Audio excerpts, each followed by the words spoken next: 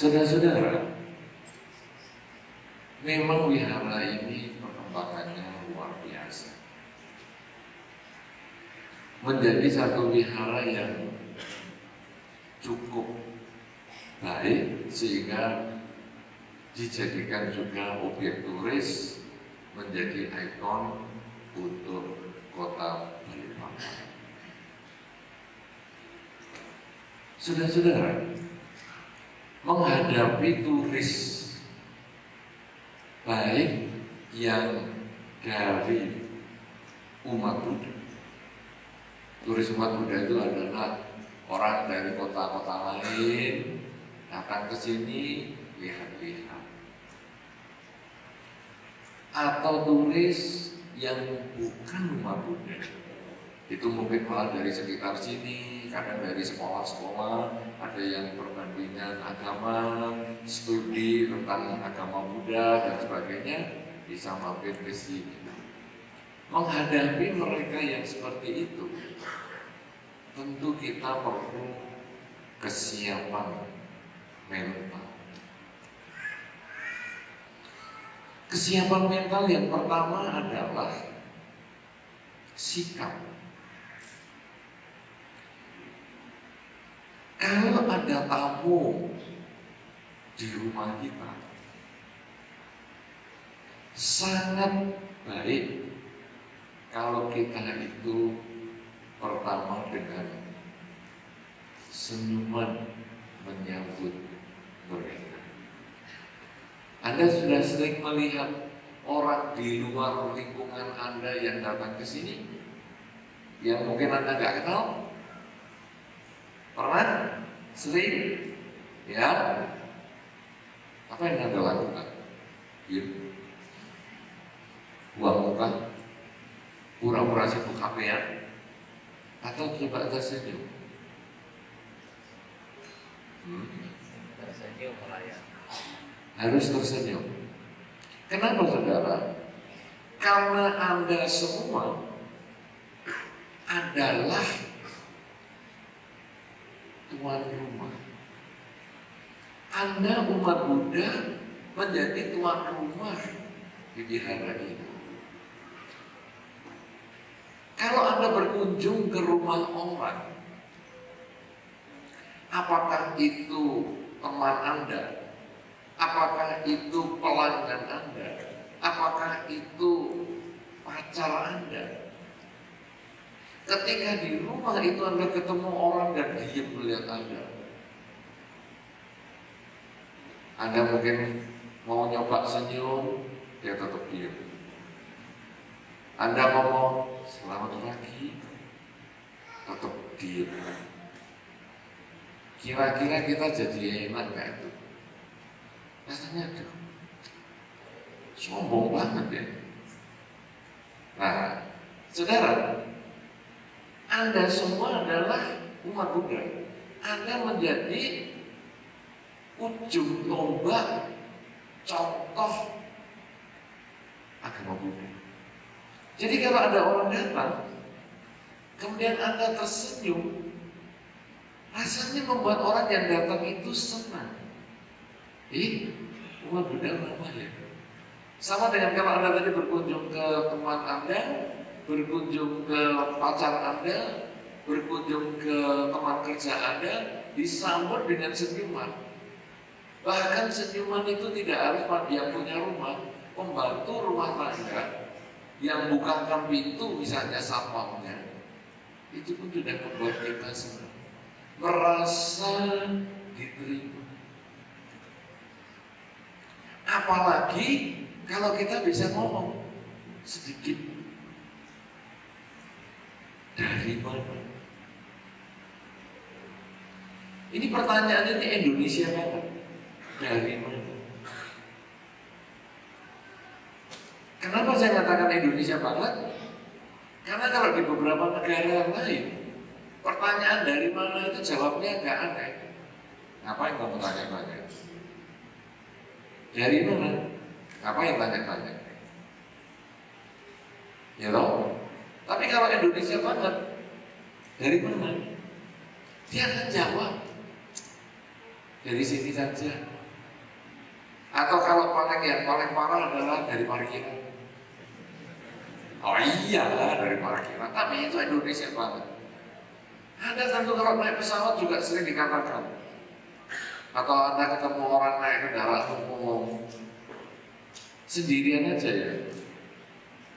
Jelas sendirian. Masih ditanya sendirian aja. Terus kalau naik pesawat dari Balikpapan ke Jakarta, sampai di atas pesawat itu masih ditanya, mau ke Jakarta ya? Ya iyalah, ini pesawat ke Jakarta. Masa mau turun Kerawang? Terjun atau gimana? Tapi itu Indonesia banget. Jadi kalau Anda datang orang, kemudian Anda mengatakan dari mana? Itu juga hal yang umum, berarti akan menjawab. Dia mulai merasa, ini tadi selain senyum ada komunikasi. Dan kemudian, oh iya, saya dari luar pulau, saya dari Jawa. Pertanyaan Indonesia yang berikutnya adalah, mau saya antar? Mungkin lihat-lihat itu kalau Anda memahami. Atau ada yang bisa saya bantu, itu juga bagus. Ada yang bisa saya bantu, iya tolong saya mau ketemu bantainya. Oke, tunggu sebentar ya. Atau saya mau lihat-lihat, kalau kita tahu tempat ini, kita jelasin. Tapi kalau kita nggak tahu tempat ini, jangan ngawur. Nanti orang tanya, ini Sang Buddha ini dalam posisi apa ya? Berbaring atau tidur atau apa? Jawabnya apa?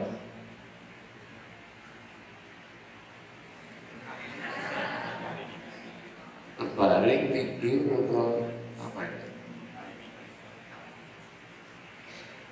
Hah? Hari ini mana itu apa? Saya ini orang yang tidak ngerti agama Buddha. Hari ini mana itu apa? Bapak. Ini bapak. Loh kok saya sering lihat begini ini kok Buddha tidur? Bedanya di mana?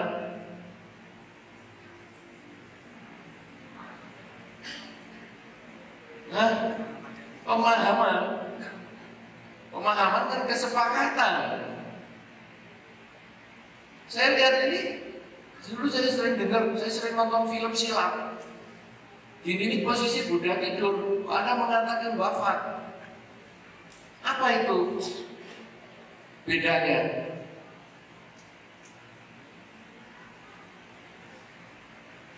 Apa bedanya? Apa? Tangannya kenapa? Posisi tangan kenapa?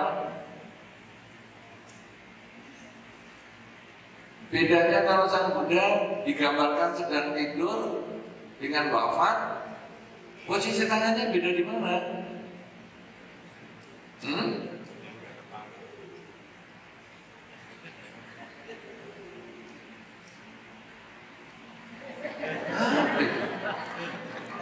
Apa bedanya? Ayo, ini sebesar ini, saya tolong dijelasin. Hah? Bedanya gimana? Ada orang Buddha bukan, ada orang wihara sini bukan. Saya orang yang nggak tahu apa-apa ini nggak bisa dijelasin. Bedanya di mana? Tidur sama bapak. Tangan kenapa? Kalau tidur pakai guling atau apa? Posisi tangannya menyangga kepala, itu namanya wafat. Oh tidur, pinter.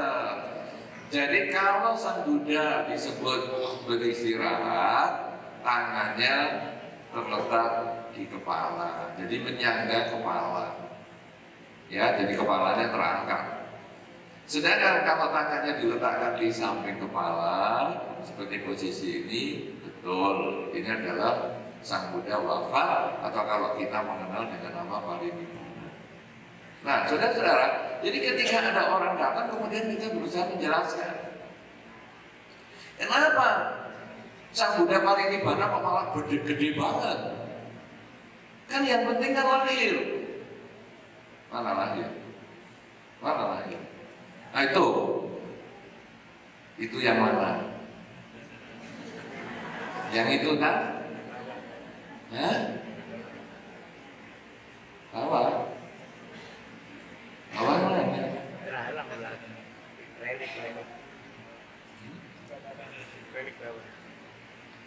Coba sini. Minyak. Minyak goreng. Mana?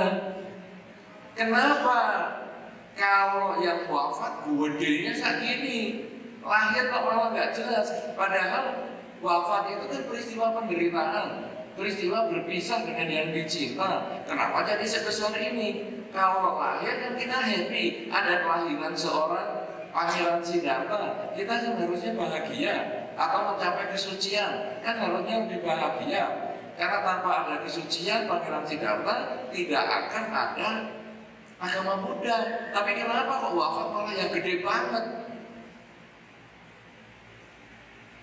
Wah, jawabnya.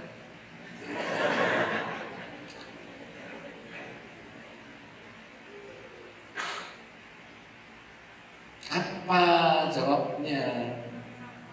Hah?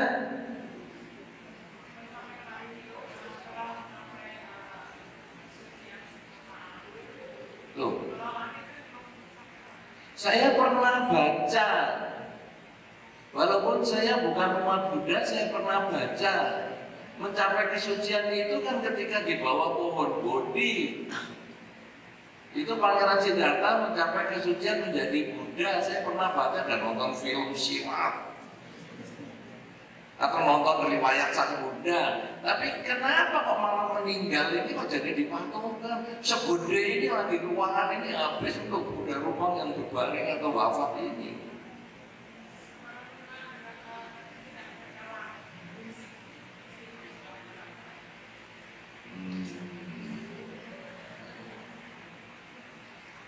Ayo, siapa lagi yang mau jawab?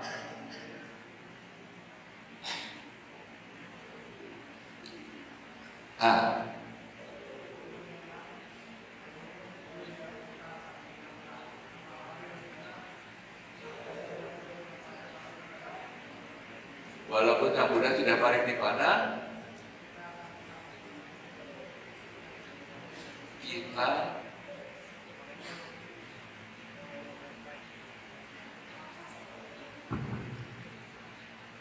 Buddha Rupang ini sebagai simbol paham parinibbana Sang Buddha itu.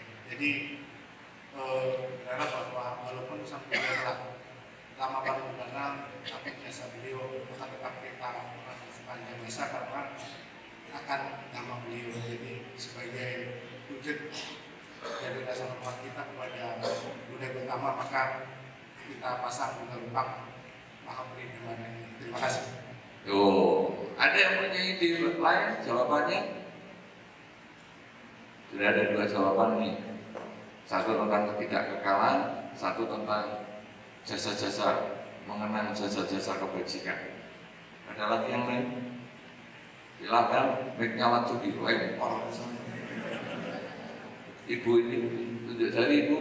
Nah. Terima kasih Bante.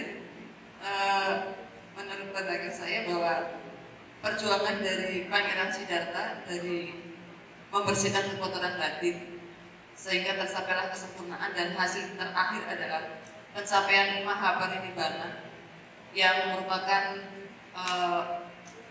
kesempurnaan yang tidak akan terlahir kembali, dan ini merupakan perwujudan dari perjuangan seorang Pangeran Siddhartha yang akhirnya mencapai suatu kesempurnaan tertinggi, kemudian diwujudkan dengan Buddha Rumang ini supaya kami sebagai umat Buddha selalu mengenang bahwa perjuangan seorang manusia biasa tetapi akhirnya bisa mencapai suatu keberhasilan yang patut dan harus kita teladani untuk mencapai hal yang sama seperti yang dicapai oleh Sang Buddha. Dengan Buddha Rumang ini kami sebagai umat Buddha ingin untuk berjuang supaya bisa seperti yang dicapai oleh Siddhartha Gautama.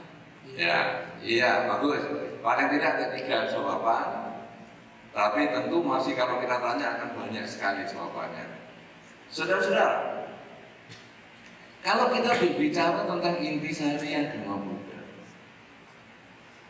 nanti akan ada hubungannya dengan pembuatan patung yang sedemikian besar, proses perpisahan, meninggal, baik nanti dengan motivasinya membangkitkan semangat ada orang yang sedemikian luar biasa, atau motivasinya nanti untuk mengenang jasanya, atau untuk ketidakkekalan. Kita akan melihat sekarang apa sih ajaran Sang Buddha sedemikian luar biasa ini kalau diringkas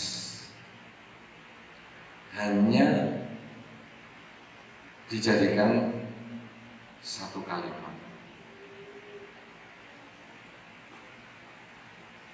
yang belum tentu ada di buku, tapi pengertiannya di buku.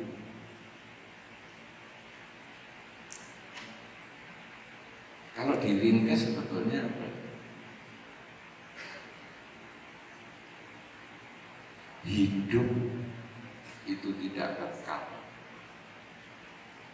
Terimalah kenyataan itu sebagaimana adanya. Hidup tidak kekal itu apa? Berkumpul dengan yang tidak disuka,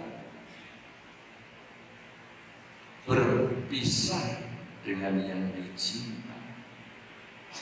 Itu adalah kesunyataan yang pertama. Bahwa hidup ini berisi ketidakpuasan karena bertemu dengan yang tidak kita sukai dan berpisah dengan yang dicinta. Ini adalah dasar ajaran Sang Buddha. Sehingga kalau kita lalu menyadari kenapa berisi ketidakpuasan, karena adanya keinginan, ingin selalu bertemu dengan yang dicinta, ingin selalu berkumpul dengan yang dicinta, ingin selalu menolak yang tidak disuka. Kalau dasarnya adalah keinginan, berarti ketika keinginan itu bisa dikendalikan, maka timbullah kebahagiaan. Kalau sudah tahu bahwa penyebabnya adalah keinginan, tahu cara penyelesaiannya itu adalah dengan pengendalian keinginan, maka akhirnya ada cara-cara pengendalian keinginan yang disebut jalan mulia berujung ke. Jadi empat kesunyataan mulia itu adalah kurikulum. Kalau sebagai guru, Pak Sugio juga guru tidak? Ibu Mariono juga masih guru. Ya, Pak Mariono masih guru. Kemarin mau pensiun itu siapa? Pak Mariono, tahun berapa nanti pensiun? Tahun ini atau tahun depan? 2018 berarti. 2018. 2 tahun yang lalu. Sudah pensiun tapi masih ngajar. Masih. Sebagai guru selalu punya pedoman yang disebut kurikulum. Jadi kalau kita mau ngajar, ini sudah apa ya sepanjang tahun ini mau ngajar apa? Itu sudah ada. Dan kurikulum agama Buddha adalah 4 kesunyataan mulia. Itu yang diajarkan oleh Sang Buddha pada saat pertama kali khotbah Sang Buddha di dalam Dhammacakkappavattana Sutta. Bahwa hidup ini berisi ketidakpuasan. Yang pertama. Yang kedua, ketidakpuasan itu ada sebabnya, yaitu keinginan sendiri. Yang ketiga, kalau keinginan ini bisa dikendalikan, tercapailah kebahagiaan. Yang keempat, cara untuk pengendalian keinginan yang disebut jalan mulia berunsur 8. Nah, ketidakpuasan itu bertemu dengan yang tidak disuka dan berpisah dengan yang disuka. Dan itu dilambangkan dengan rupa parinibbana, kematian. Candi Borobudur adalah stupa besar. Stupa adalah lambang